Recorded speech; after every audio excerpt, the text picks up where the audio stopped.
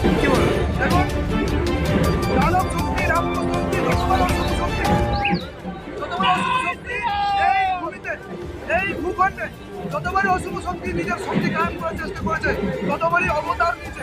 ভগবান শ্রী রামচন্দ্র থেকে শুরু করে আমাদের যত ভগবান আছেন, মানে পুরুষোত্তম ভগবান শ্রী রামচন্দ্র থেকে শুরু করে শ্রীকৃষ্ণ থেকে শুরু করে তারা অস্ত্র তুলে দিয়েছিলেন যে দানব তথা অশুভ শক্তিকে বিনাশ করার জন্য।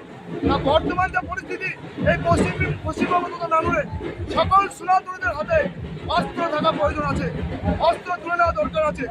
কারণ সনাতনীদের উপর যেভাবে আক্রমণ প্রতিনিয়ত, যেভাবে পশ্চিমবঙ্গে যেভাবে আক্রমণ নেমে আসছে, তার জন্য প্রত্যেকটা সনাতনীর হাতে অস্ত্র থাকা দরকার আছে আগামী দিনের জন্য।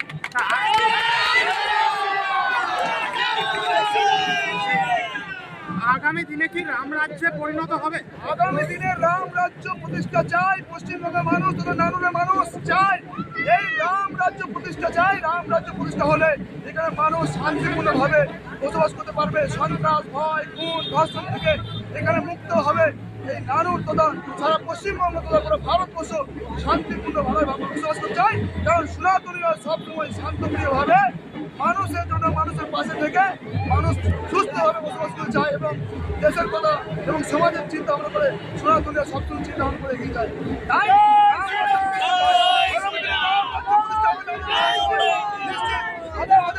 সনাতনী রাম ভক্তরা রাস্তা নেমেছে আজকে রামনবমীর শুভেচ্ছায় সকল মানুষকে রামনবমীর শুভেচ্ছা অভিনন্দন জানানোর জন্য।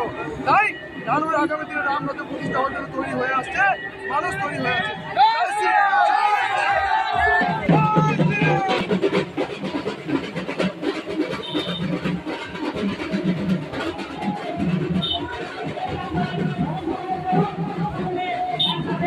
আমরা বলবো